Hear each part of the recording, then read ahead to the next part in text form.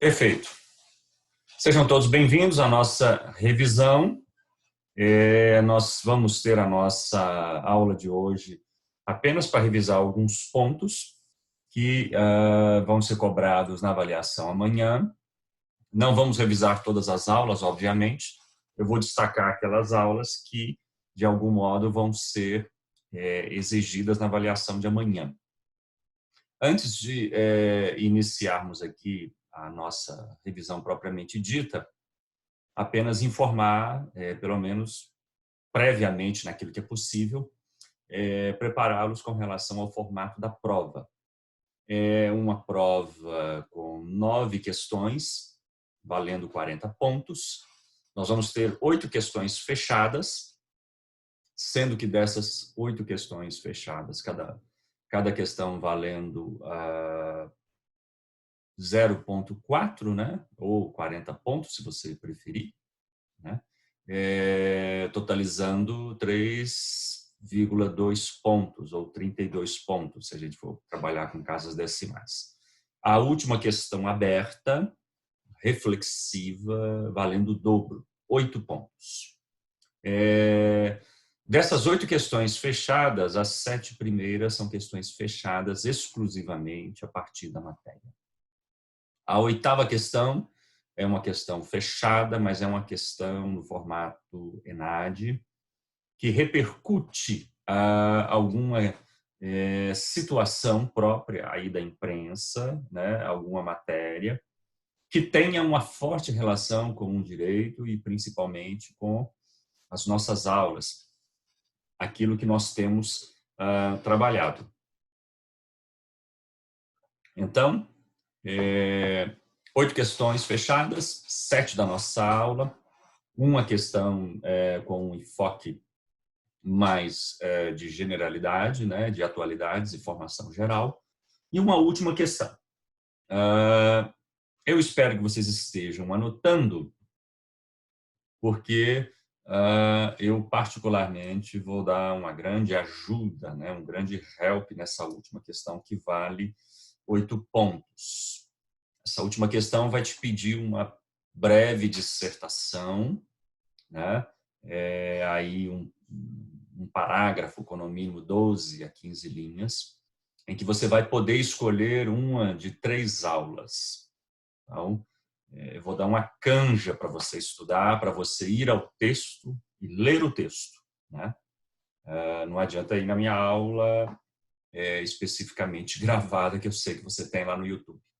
Mas nós teremos essa questão valendo 8 pontos, né? Ou 0,8, se você preferir. 20% da prova, a prova vale 4 pontos, então é 0,8, em que você vai dissertar sobre as principais ideias, você vai resumir as principais ideias, ou a teoria de um dos 3 autores que eu vou colocar e você vai escolher. Então, você vai escolher Maquiavel e o Príncipe, né? É a opção A. Você pode escolher Boete e a Servidão Voluntária, é a opção B, foi acho que a nossa última aula, se eu não me engano. E você vai escolher C, Rousseau e o Contrato Social. Eu acho que eu estou me lembrando que eu não coloquei o texto aqui do Boete, do Etienne de La Boétie. Acho que eu falhei nisso aqui, mas eu vou colocar o texto, né? Então, coloca até amanhã cedo para dar tempo para você se preparar. Então, essa é a nossa última questão, a nossa questão aberta em que você precisa colocar. É muito importante que você, ao fazer essa questão, tenha em mente que está te pedindo, né, você abordar os tópicos principais. Muito bom. Abordar os tópicos principais. Então, é mais aí a sua capacidade de reflexão e de reação de um tema da filosofia jurídica, né? Discurso sobre a servidão voluntária. Etienne de La Boétie.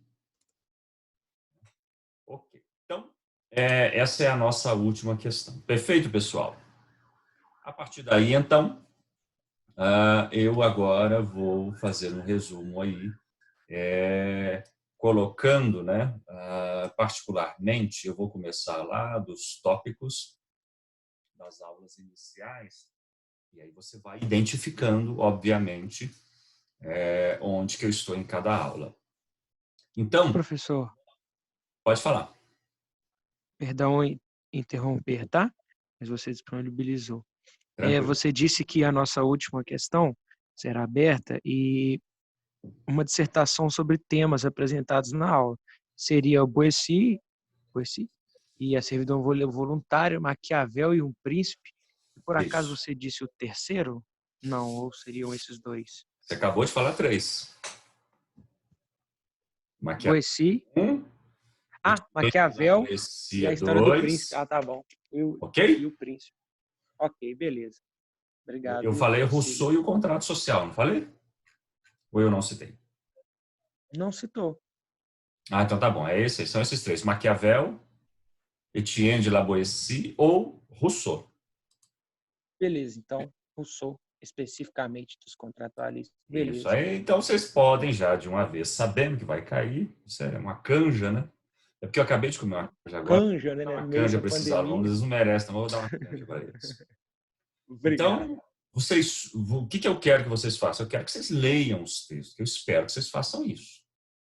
Porque, apesar que nós estamos estudando à distância, e a gente tem esse conforto do professor chegar todo dia no conforto da nossa casa, do nosso sofá, e aí, se a gente perdeu, eu tenho o conforto de ir lá no YouTube e pegar de novo a aula, eu gostaria que vocês lessem os textos, porque os textos que estão disponibilizados para a disciplina, eles são já textos trabalhados. Então, escolha um dos 3, das 3 aulas, vá ao conteúdo que está lá na disciplina, leia o material, busque, aí você pode buscar material de internet e tudo, mas sempre respeitando, né, o que nós abordamos em classe, a disposição da nossa disciplina, senão você pode se perder. Então, se você procurar alguma coisa adicional de Maquiavel, preste atenção naquilo que eu cobrei, que eu coloquei em sala de aula. De Rousseau, é o contrato social. E de Boétie, obviamente, é o único texto dele de que nós conhecemos porque ele morreu jovem. Eu começo, então, voltando, se não tem dúvida nesse momento, para uma de nossas aulas, lá do início, que nós começamos, né, lá na filosofia clássica. Eu vou gastar um pouquinho para falar o método de Sócrates. Qual era o método de Sócrates? Em que consistia essa bendita essa maiêutica? Tem um caminho racional que a gente precisa identificar quando nós falamos do método de Sócrates, né? O método de Sócrates, né, é muito importante vocês terem ideia. O percurso, né, que é um percurso lógico do que ele vai fazendo para fazer com que as pessoas deixem de raciocinar conforme opiniões e tenham condições, obviamente, de chegar ao conceito das coisas. Então, o primeiro movimento de Sócrates é um diálogo, ele se aproxima das pessoas, ele procura ouvir o que as pessoas estão conversando e interrompe essas pessoas e pergunta sobre o que vocês estão falando. Então, a primeira abordagem socrática, ela é uma abordagem fundamentada num diálogo. O segundo movimento, a reação da pessoa, obviamente, a pergunta de Sócrates é de espanto, né? A pessoa não sabe, a pessoa fica irritada e ela, muitas das vezes, devolve, né, essa irritação para Sócrates, né? Obviamente que eu não sei do que eu estou falando, obviamente que eu não tenho essa profundidade de que você está me exigindo. Eu estou aqui conversando, eu estou aqui debatendo sobre esses assuntos da arte, da guerra, da política, das artes, e eu não sei. Você sabe? O interlocutor se volta para Sócrates. Aí vem o segundo momento de Sócrates, né? Exatamente, né? Não é o nosso ipsum, né? Não é o conhece-te a ti mesmo, é só sei que nada sei. Né? É um outro movimento. Sócrates sabe, né? Ele é um filósofo, ele é uma pessoa habituada, quando ele quer raciocinar sobre alguma coisa, ele, muitas das vezes, né, ele tem conhecimento e ele tem a prática do raciocínio conceitual, que é o raciocínio argumentativo. Eu paro para fazer a minha mente pensar para achar o conceito. Então, vem a humildade. Não, eu não sei, né? Só sei que nada sei. Mas vamos procurar, vamos questionar. Ele faz um convite, né? É uma ironia socrática, né? Ele fala que não sabe. É tanto uma humildade, mas é também uma ironia. E esse convite que ele faz é o convite à indução, né? Que é um movimento lógico, né? Ele convida o seu interlocutor a raciocinar, ele convida o seu interlocutor a pensar, e nessa indução, nesse convite a raciocinar, ele faz com que o seu interlocutor chegue, obviamente, ao conceito, né? Então, o que Sócrates pretendia? Fazer com que as pessoas abandonassem as opiniões e fossem até o conceito. Agora, você não consegue fazer isso com as pessoas, né? Você não consegue falar, olha, raciocina, deixa de ser ignorante, né? Você está errado. Quando nós fazemos isso, né, geralmente nós perdemos o interlocutor. Ele xinga a gente, chama a gente de petralha, né, chama a gente de Bolsonaro, né, de cloroquina, e aí não quer saber mais de discutir com a gente. Então, Sócrates, ele tem diálogo, humildade, né, ironia, indução, todo um movimento, que ele vai dar um nome de maiêutica, para fazer as pessoas chegarem no conceito. Perfeito, pessoal? Então, tá bom. Essa seria aí uma das nossas primeiras aulas que nós trabalhamos dentro da nossa classe.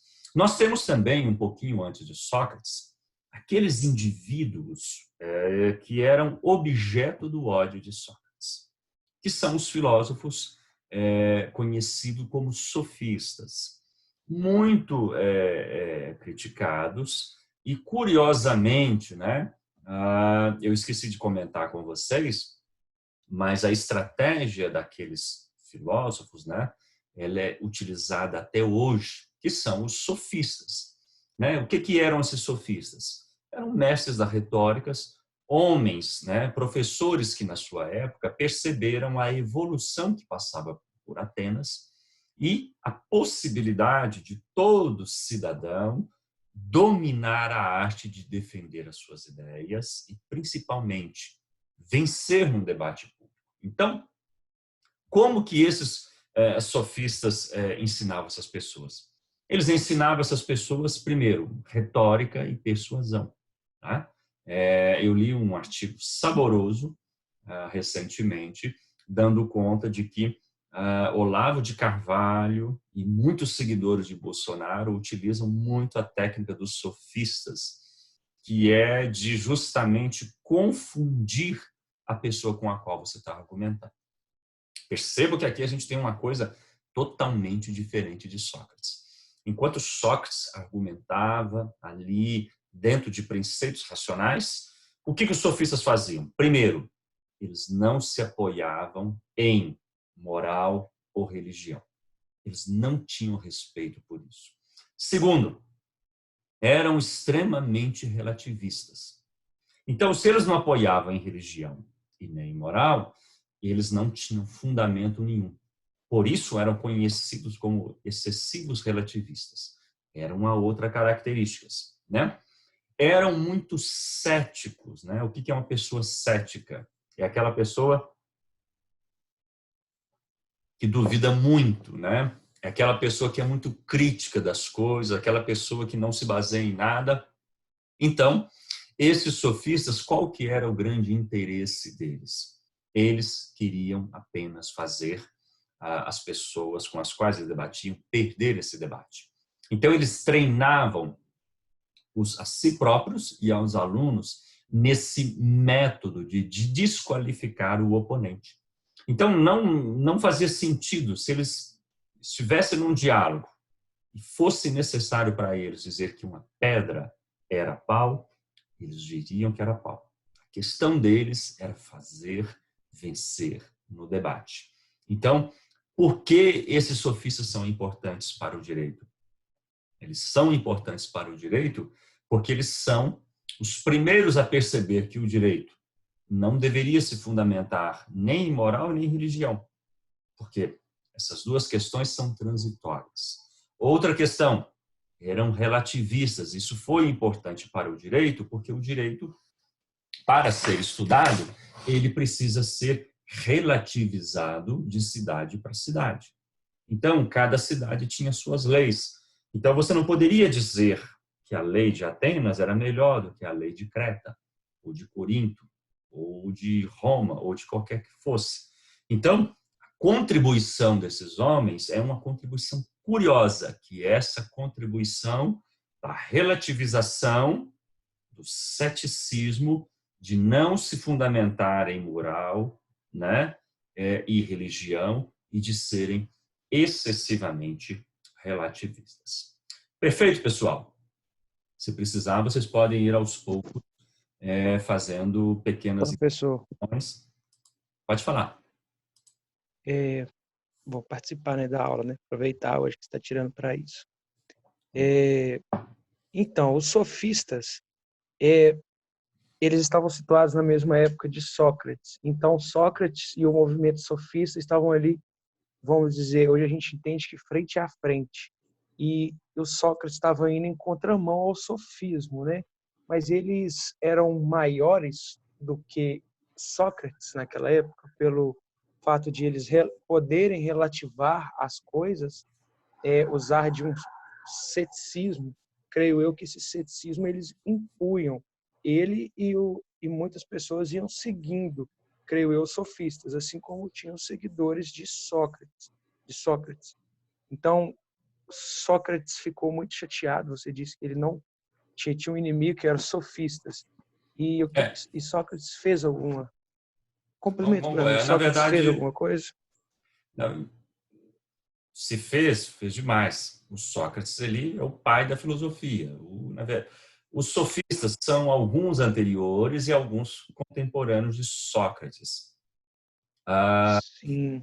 O que nós temos? Qual é a diferença que a gente tem que entender? Qual é a diferença quando você... É o seguinte, uma pessoa estar mais em evidência não significa que ela seja maior. Os sofistas, eles eram professores, pessoas que perceberam a capacidade de ensinar filhos da elite a se tornarem oradores e políticos. Sócrates era filósofo. Os sofistas eram pessoas que perceberam a grande capacidade de ganhar dinheiro. Sócrates criou, não por criar, mas Sócrates impactou toda uma geração, criou seguidores, e Sócrates é lembrado como o pai da filosofia. Então, assim, não dá nem para comparar, né? Você tem Amém, né? que estão num nível bem abaixo, né? E o outro que é um filósofo. Os sofistas, Sócrates não gostava de chamá-los de filósofos. Na verdade, a palavra sofista, ela é uma palavra pejorativa.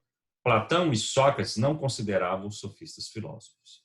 E, na verdade, eles não podem ser chamados de filósofos na acepção da palavra, né? Mas eles são importantes dentro da nossa disciplina. Ok? Deixa eu ver Ok, tranquilo. Exatamente, filhos da elite. Bom, caminhando um pouquinho mais, nós vamos chegar à questão do direito natural, né? Vocês se lembram do jusnaturalismo? Né? Nós temos, quando a gente fala de direito natural, nós estamos falando de uma concepção abstrata, filosófica, que existiu, vamos falar assim, até o século XIX, ou pode dizer que existe até hoje, mas assim, eminentemente foi sepultado no século passado. Mas uma concepção que, ao longo da história, tem caminhado como uma espécie de interposição entre o direito posto, o direito positivado, escrito, o direito que vale, e uma contraposição ética, moral, religiosa, que justamente serve de modelo para dizer, olha, a lei que está posta é justa ou não é justa. Isso nós vamos verificar no restante da disciplina que isso não faz sentido pensar. Mas essa ideia de um direito como uma concepção metafísica abstrata, capaz de influenciar o direito, né, esse conjunto de valores filosóficos, morais, deontológicos, se você quiser preferir, né, de justiça, de ética profissional, isso tem três diferentes concepções. Começa lá na Grécia Antiga, quando, na verdade, começa a haver os primeiros conflitos entre a lei de um governante e aquilo que a população ou as pessoas consideram excessos. Essa é uma relação sempre conflituosa, gente. A capacidade que tem um governante, um legislador de criar lei, e, obviamente, a do povo de questionar, que é o jus esperneandi que a gente brinca, né? A gente só pode questionar o direito, né? Se alguém colocou ele, se alguém postou ele, seguiu as normas, seguiu o rito, essa pessoa está ali na condição de fazê-lo, a gente só tem que fazer manifestação e criticá-lo. Então, esse justnaturalismo, esse direito natural, ele tem três diferentes noções. Uma da Grécia Antiga, que corresponde à visão de que o cosmos possui, né, um conteúdo normativo para balizar esse direito, que algumas pessoas às vezes misturam com Zeus, com os deuses, mas assim, o entendimento dos gregos filósofos é mais como assim a natureza, né, o cosmos universal tem esse conjunto de valores aos quais um governante precisa submeter as suas leis, a sua capacidade de governar a partir desses pressupostos. Caminhando um pouco mais, a gente chega em Roma, que nós vamos encontrar o estoicismo, que é justamente um outro movimento filosófico, ético, de justiça, de humanização do direito, que vai servir como um direito natural. Então, a filosofia estoica, ela é um prolongamento, agora dentro da experiência romana, dessa concepção de direito natural que está no mundo antigo, greco-romano, que corresponde a uma transcendência de justiça e de ética ao qual as leis precisam buscar fundamentação, uma espécie de guia para que o direito posto fosse governado. Caminhando um pouco mais, nós vamos ter, a partir do século IV, a experiência da igreja, a igreja cristã, o cristianismo vai se tornar a religião oficial, e os teólogos e filósofos cristãos, católicos, obviamente, eles conhecem essa teoria, e eles vão dizer, olha, isso não é nada mais do que Deus e a sua lei perfeita. Então, a lei humana precisa corresponder não a um direito natural abstrato, filosófico. Não, o direito natural tem que corresponder a Deus, a lei eterna. Mas aonde que está esse Deus e essa lei eterna? Obviamente, são os princípios que a igreja vai ensinar, ou mais particularmente, os princípios que a igreja pauta. Então, na Idade Média, nós temos, principalmente Santo Agostinho e Tomás de Aquino, eminentemente Santo Agostinho, que vai retomar a concepção de direito natural que ele conhecia dos gregos e romanos e vai substituir a transcendência cósmica pela ideia de uma lei eterna ou por uma lei divina. Mas ele vai dizer bem claro, ele vai fazer uma teoria mais encorpada. Ele vai dizer o seguinte: os homens, antes da queda e do pecado original, viviam a era de ouro, uma era próspera, né, em que estavam na presença de Deus, e aí não precisava nem de lei, nem de cacete, nem de prisão, né? Não precisava de direito, porque se você está na presença de Deus, ele pega muito bem aquela coisa ali do texto bíblico, né, daquela tradição judaica, do pecado original e depois trabalhado por São Paulo por desobediência, né? Justamente uma concepção legal. Há uma lei divina, não coma, não prove, e há uma desobediência humana, uma transgressão. Você transgrediu, você cai da lei áurea e aí você está debaixo de uma lei. Então, Santo Agostinho vai criar uma teoria justificando a existência do direito e das instituições jurídicas. Vide de passagem tudo que você puder pensar: prisão, cadeia, pena, tudo aí dentro. E ele vai dizer que essas instituições foram criadas porque o homem desobedeceu. E essas instituições foram criadas para levar o homem de volta ao estado áureo, ao estado ali de comunhão plena com Deus. Então, nesse período, direito natural é uma concepção criada pela Igreja que vai, a partir dos pressupostos da Igreja e de seus comandantes, os homens da Igreja, governar, controlar o exercício do poder jurídico, do poder político ao longo de toda a Idade Média. Sem conflitos? Obviamente que não, né? Rei nenhum é idiota, né? Rei nenhum é bobo. Claro que houve muitos e muitos conflitos com relação a essa concepção de direito natural. Então, perguntando se eu vou falar de Platão e Aristóteles. De quem eu não falar, você não preocupe, por enquanto, para a prova, né? Basta vocês ficarem... Quem eu não citar aqui, vocês não têm que se preocupar.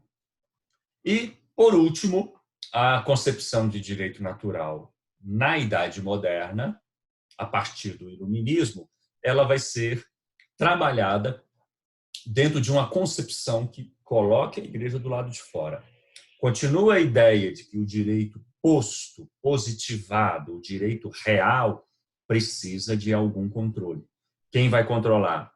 Uma certa razão que habita, né, todas as nações, sejam católicas, muçulmanas, hindus, budistas, né, que seguem Confúcio, ou as nações e sociedades que não seguem nenhum Deus. Então, cria-se, a partir de Pufendorf e Hugo Grotius, a noção de direito natural que corresponde a uma razão universal. E nessa razão universal vai ser teorizado valores como direitos humanos, direito à vida, justiça e tal. Muito bonito, muito importante, né? Então, se a gente pensar a concepção cósmica greco-romana ou estoica, a concepção cristã da lei eterna na Idade Média católica, ou a concepção racional universal da escola clássica do direito universal da era moderna, é muito bonito, mas não funciona, né? Não tem valor nenhum. O direito, ele é técnico, ele é racional e ele é objetivo. E essa racionalidade objetiva, técnica e política do direito, demonstrada por autores que nós vamos ver mais para frente, puseram fim à noção de direito natural. Tornou-se apenas uma espécie de disciplina filosófica, de um contraponto para a gente pensar, criticar o direito, né? A gente vai encontrar muitos professores, muita referência, gente que vai utilizar isso para criticar nazismo ou excessos de ditadura, mas na prática, direito é aquele que é posto e é aquele que segue os mandamentos da norma do normativismo, né? Exatamente, o direito é poder. Perfeito, pessoal? Ok. Bom, com isso, então, nós vamos dar entrada na era moderna, E aí nós vamos nos apegar às ideias, aos chamados contratualistas. Lembrando que, como o poder da Igreja, a partir do século XVI, começa a entrar em erupção, né? Não só o poder da Igreja, mas o próprio poder dos reis também entrava em declínio, porque você tinha uma série de eventos na Europa tomando força, a reforma protestante, o surgimento de uma burguesia mercantilista com as navegações, e depois um prenúncio da Revolução Industrial, as ideias liberais, a vontade de que muitos intelectuais e boa parte da sociedade europeia tinha de ter liberdade de pensamento, de expressão, e coisa que durante 1000 anos ficou aprisionado pela Igreja, vão fazer surgir questionamentos a respeito do poder da Igreja, do poder dos reis, e aí vão surgir 3 filósofos muito importantes, cada um na sua época. Eles são mais ou menos assim, tem uma diferença de 50 a 60 anos para cada um, mas vão surgir 3 grandes autores muito importantes para qualquer estudante de direito, porque eles são autores que vão perguntar como é que se forma a sociedade e como é que indivíduos se pactuam em aceitar um determinado poder, né? Como que se dá isso? E aí, obviamente, vão surgir explicações sobre o funcionamento da sociedade e o exercício do poder. O primeiro deles vai ser o inglês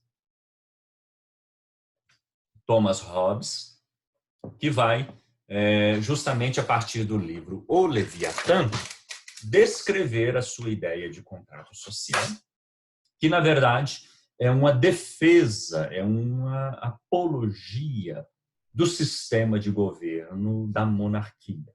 É uma defesa do absolutismo. E, como defesa, é uma tentativa justamente de sustentar uma instituição que, se eu não posso dizer que estava acabada, porque tem rei até hoje, embora boa parte dos reinados existem parlamentos, né? O rei ali é uma figura institucional, mas provavelmente a grande força de Thomas Hobbes era de criar uma teoria que desse sustentação para uma instituição que estava sendo grandemente questionada, justamente pelos excessos, pelo autoritarismo e pela exploração justamente dos membros da sociedade, que é o povo. Então, Thomas Hobbes vai, como todos os demais, começar a sua teoria de contrato social, que é a ideia de um contrato social criado no início das sociedades. Então, cada sociedade tem seu início. A brasileira, nós podemos falar que foi a Constituição de 1888, o descobrimento, foi colônia. Os países, os modernos estados europeus, cada república, cada estado, no momento da sua fundação, ou cada monarquia, tem um momento do seu contrato social. Hobbes, porém, ele volta muito antes disso e afirma que o contrato social, as modernas sociedades daquela época, surgiram no momento em que os homens se descobriram no seu estado de guerra total, ou de guerra de todos contra todos. Então, esse homem pré-contrato social, pré-sociedade, na visão de Hobbes, é um ser humano que está grandemente abalado por uma guerra, porque esse homem é egoísta. E por ser egoísta, ele briga todos contra todos. Então, é aquela coisa do homo homini lupus, né? Uma expressão latina, o homem é o lobo do próprio homem. Esse homem está numa situação de guerra de todos contra todos, e os homens só têm uma alternativa para pôr fim a esse estado desesperador. O que eles fazem? Eles reúnem entre si e pactuam, e celebram o pacto. Mas, na opinião de Hobbes, eles vão transferir todos os direitos que cada indivíduo tem para um soberano. Então, há uma cessão completa de direitos.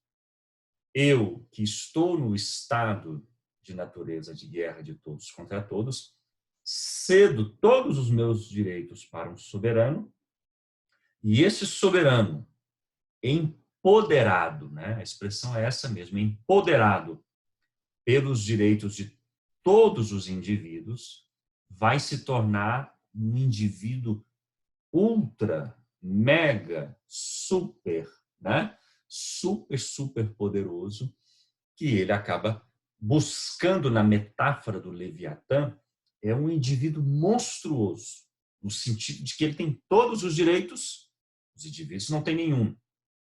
Mas é essa soma de todos os direitos que fazem essa figura poderosa. É uma tentativa de explicar o autoritarismo do absolutismo monárquico. É uma tentativa de explicar o autoritarismo do rei, né? O rei não erra, o rei tem sangue azul, o rei faz o que quer e pronto, final, e acabou. Mas por que essa defesa? Porque, na opinião de Hobbes, esse indivíduo ultrapoderoso seria, tão somente a partir dessa condição, capaz de proteger todos os cidadãos e manter a paz. Conseguiu? Na maioria dos estados monárquicos absolutistas, você tinha fome, analfabetismo e constantes invasões de outros povos, né? Então, daí que e uma excessiva carga tributária, né? De vez em quando a gente vê em filmes o indivíduo, muitas das vezes, ele não tinha com que pagar os impostos, né? Então, os filhos eram levados como escravos, os alimentos eram confiscados, as terras confiscadas, para nutrir, né, uma nobreza, digamos assim, inoperante, incapaz, né, e que na maioria dos casos não conseguiu trazer proteção, não tinha condições de manter exércitos, né. Se a gente fosse pensar do ponto de vista filosófico, né, era uma defesa do sistema absolutista, uma defesa do direito de que o rei tinha de cobrar impostos para justamente manter exércitos e assim garantir a proteção de cada estado. 50 anos depois, nós temos uma outra teoria que surge justamente na capacidade, né, de contestar justamente a ideia de Hobbes. Vai surgir o também britânico, também inglês, John Locke. E John Locke, ele também vai trabalhar a partir do estado de natureza, mas sempre fazendo contrapontos à teoria de Hobbes. Então, John Locke, ele vai dizer, no estado de natureza, os homens não estão em guerra. Não. No estado de natureza, os homens, eles têm até direitos. E essa é uma concepção inovadora para aquela época. Os homens têm o direito à vida, eles têm o direito ao trabalho e, como fruto desse trabalho, eles têm o direito à propriedade. Agora, os homens, então, livres, trabalhadores e com propriedades, têm um outro fundamento muito importante na teoria de Locke. Estes homens são racionais. Eles não estão em guerra. Eles não estão desesperados.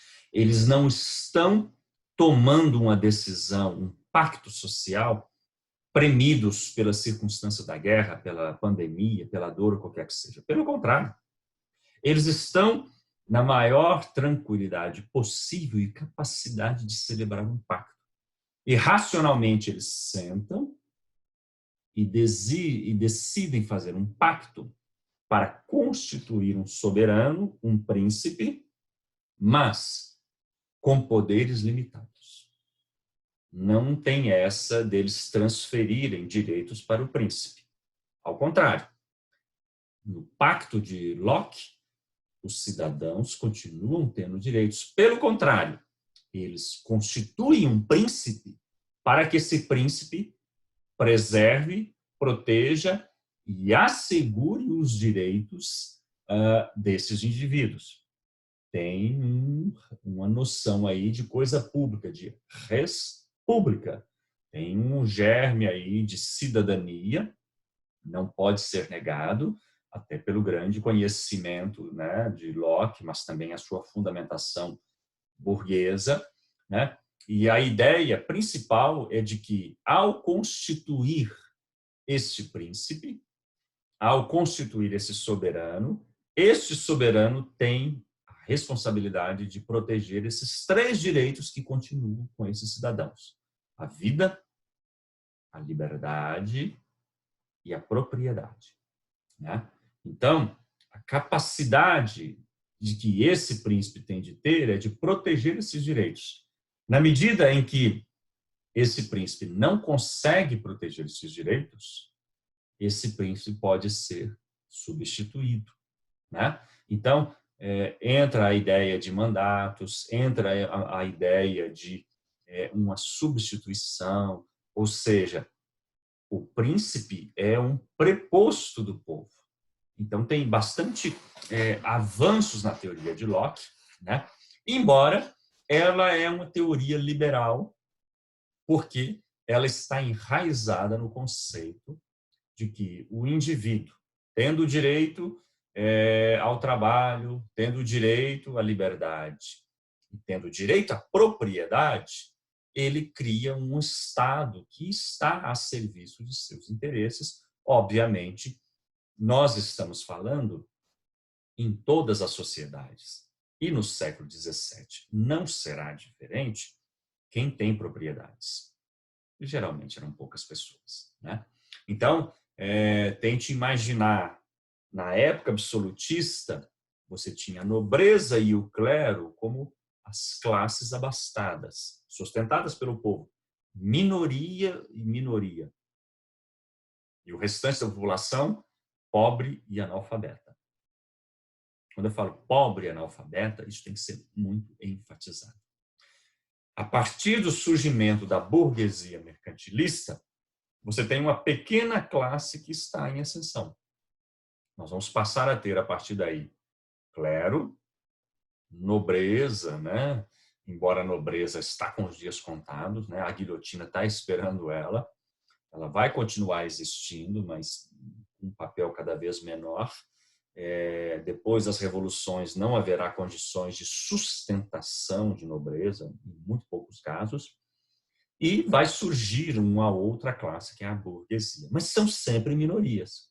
Então, a teoria, o contrato social de Locke, ele é uma teoria de inspiração liberal, burguesa, ele é uma teoria da sustentação ao contrato social que vai trabalhar para, né, uma concepção de contrato social ainda limitada. Então, recapitulando, se nós temos Hobbes com um contrato social que privilegia o rei e a nobreza, está enxergando, teorizando um contrato social que vai enxergar apenas como entes de direito civil, apenas o rei e a nobreza, em Locke nós teremos um contrato social em que os cidadãos são enxergados, mas bem ao exemplo daquele cidadão grego lá antigo, aquele que tem propriedades, aquele que tem bens. Se você não tem bens, não tem o que proteger na sua vida, não é verdade? Desculpe a ironia, né? Mas isso tem até hoje, né? Nós conhecemos isso, vocês vão estudar bastante isso. Infelizmente, é o que está na cabeça de muitos cidadãos de bem e de muitos pobres nas nossas sociedades. Se a pessoa mora numa comunidade, numa favela, muita gente não enxerga essas pessoas como cidadãos. Mas a gente tem que mudar. Isso muda, em teoria, a partir da contribuição do grande Jean-Jacques Rousseau, o terceiro contratualista, o sueco naturalizado francês, Jean-Jacques Rousseau. Ele vai olhar para as duas teorias e vai dizer: as instituições, ele vai lançar a pergunta, as instituições monárquicas liberais, as instituições em toda a história da humanidade cumpriram o seu papel? Protegeram os direitos de seus cidadãos? Não. Rousseau vai dizer: o homem nasce livre, mas a todo instante está sob grilhões. Então, qual é a ideia dele? Recriar a sociedade, refazer o pacto. Então, Rousseau não está, com a sua teoria, legitimando alguma espécie de poder existente, como Hobbes fez com a monarquia, como Locke estava fazendo com a burguesia. Rousseau não acredita em nenhuma instituição até a sua época, por isso que ele é crítico, por isso que ele é ácido, por isso que ele propõe: refaz tudo. Nenhuma instituição foi capaz de enxergar os cidadãos. Temos que refazer. Como que faz isso? Primeiro, ele vai avaliar o pacto social, né? Ele vai dizer: olha, lá no estado de natureza, o homem não era nem racional e não era nem desesperado pela a guerra. O homem é um bom selvagem. O que vai destruir o homem é a convivência social. Percebe-se que ele está criticando tudo. Percebe-se que ele está condenando a monarquia, está condenando a proposta democrático-liberal de Locke e qualquer outra, e ele está justamente atento. E o que ele propõe? Ele reexamina as instituições, o ideal democrático grego de Atenas, e o transpõe na sua teoria para o presente. Então, a ideia de contrato social de Rousseau é o seguinte: reface o contrato. Mas esse contrato precisa funcionar dentro do ideal da democracia ateniense. Os indivíduos não cedem direitos, os indivíduos não devem ter seus direitos preservados por trabalho ou por propriedade. Aliás, Rousseau é extremamente crítico de propriedade. Para ele, propriedade é que vai destruir as relações em sociedade, né? A ideia dele é que o problema começa quando alguém põe a cerca num pedaço de terra e fala: esse aqui é meu. Então, o surgimento da propriedade privada para ele é um grande problema, né? Rousseau não é comunista, viu? Se você falar isso, eu te dou 0 na prova. Se você citar isso na aula, eu te reprovo durante a disciplina. Não façam simplismos. Rousseau é um democrata, né? É uma pessoa de ideais republicanos. Então, qual é a proposta dele? O pacto tem que ser reformado, a sociedade tem que ser recriada, na medida em que o lugar de cada cidadão é preservado, os direitos de cada cidadão é preservado, e o cidadão precisa ter condições de ter seus interesses representados por ele mesmo, na sua capacidade de consenso, de diálogo, para que a soma dos interesses dos indivíduos de cada sociedade constitua aquilo que ele chama de vontade geral. E aí, a figura de soberano, para Rousseau, não existe. Existe alguém que vai ser o representante, né? Alguém que vai ocupar ali a posição, mas essa pessoa é apenas um representante. Vocês vão ver que essas ideias são muito semelhantes das que a gente adota, embora em muitos dos nossos estados adota as ideias, mas não o princípio. A ideia de que o governante é representante, não manda. A ideia, né, de que o que rege é a Constituição, mas lá ele não tá falando, ele não fala de Constituição naquele momento, mas ele fala de vontade geral. Então, o que é soberano para Rousseau? A vontade da maioria, a vontade dos indivíduos, né? O bem comum dos indivíduos. E os indivíduos precisam entender esse papel, participar desse papel e fazer com que os seus representantes, de fato, transpareçam em seus atos, nos seus caminhos, a vontade dessa grande maioria. Essa é uma concepção republicana por completo. Não é uma concepção de um poder extremo de um governante, não é uma concepção de um poder de um governante a partir de determinados setores ou direitos. Aqui não entra a ideia de propriedade, né? Aqui entra a ideia de que todos os indivíduos têm direito, porque todos os indivíduos compõem a sociedade, desde as pessoas mais pobres, mais simples, até as pessoas com mais posses. Aí não tem aquela questão se o meu vizinho ele é rico, ele tem mais direito do que eu. Pelo contrário, os direitos são idênticos. E, na medida em que nós, republicanicamente, né, conversamos, dialogamos, encaminhamos, nós fazemos o funcionamento da sociedade. E aí, nós terminamos, assim, o contrato social dentro da nossa revisão aqui. Deixa eu me organizar aqui, como é que está a minha afirmação. Então, nós já vimos os contratualistas, a concepção de direito natural, vimos os sofistas, vimos Sócrates, vimos aí a lição, né? O que ficou faltando aqui para nós, né? Então, pessoal, essa é a nossa prova, né? Isso é o que está. Deixa eu ver aqui se alguém tem alguma prova. É isso mesmo, Rousseau. Perfeito. Alguém tem alguma dúvida? Enquanto eu tomo água aqui. Não, ninguém tem Ô, dúvida. professor, as Diga. dúvidas que eu tenho, eu vou respondê-las amanhã na prova. No mais, eu já tirei todas aqui Fantástico. na aula. Então tá tranquilo, Ó, resolvido, né? tranquilo, resolvido. Deixa eu só dar mais uma última olhada aqui nessa prova. Lembrando, pessoal, né, que nós estamos aí com o procedimento da delação premiada. Eu não sou fã desse negócio, né, mas a gente vai usar esse princípio. Não precisa de ninguém colar. A prova vai ser no formulário do Google, não do Moodle.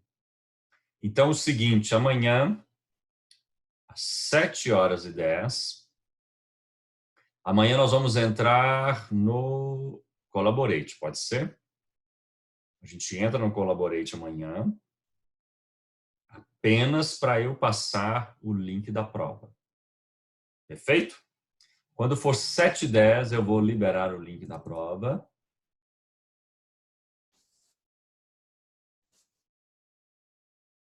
Ok, gente? Professor, nossa aula é às 9, né? Não? Desculpa, 9h10, perdão. Ah, tá. Perdão, eu me confundi aqui.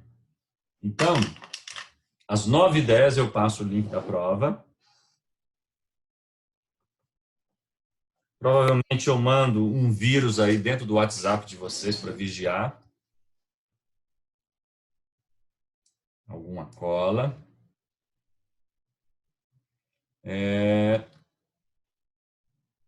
E quando for 10h20, 10h25,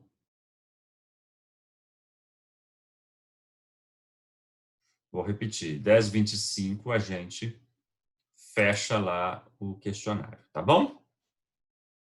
Façam com calma, tranquilo, porque só tem uma única oportunidade para fazer. Então tenham muita cautela, não colem, não criem problemas, né? Porque depois você criar problema, nem se você fizer, tá bom? Eu vou falar os 3 últimos, mas tem uma última questão aqui que eu estou esquecendo. É o estoicismo, né? A doutrina do estoicismo é uma doutrina filosófica surgida, né, em 321 a.C., né, principalmente com Zenão, e desenvolvida por Cleantes e Crisipo, né, esses 2 filósofos, né. Essa doutrina vai ser muito forte, né, a partir do momento em que o Império Romano vai se consolidar depois da vitória contra os gregos. os romanos vão se identificar muito, né, com essa influência do estoicismo dentro do direito, né? O estoicismo, que na verdade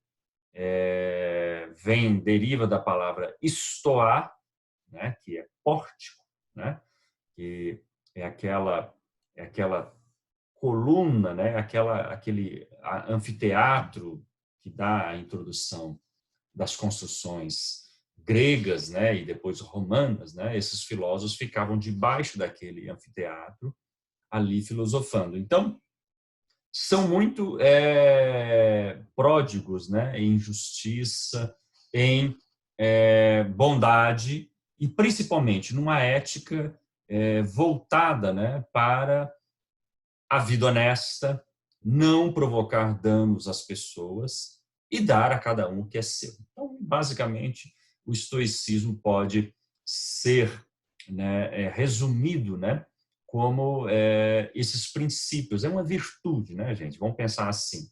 É um conjunto de virtudes. O estoicismo é uma filosofia ética, é uma ética filosófica que se baseia na honestidade, não causar mal às pessoas e viver bem com todas as pessoas. Então, o estoicismo vai ter uma adesão muito forte era uma filosofia grega, né?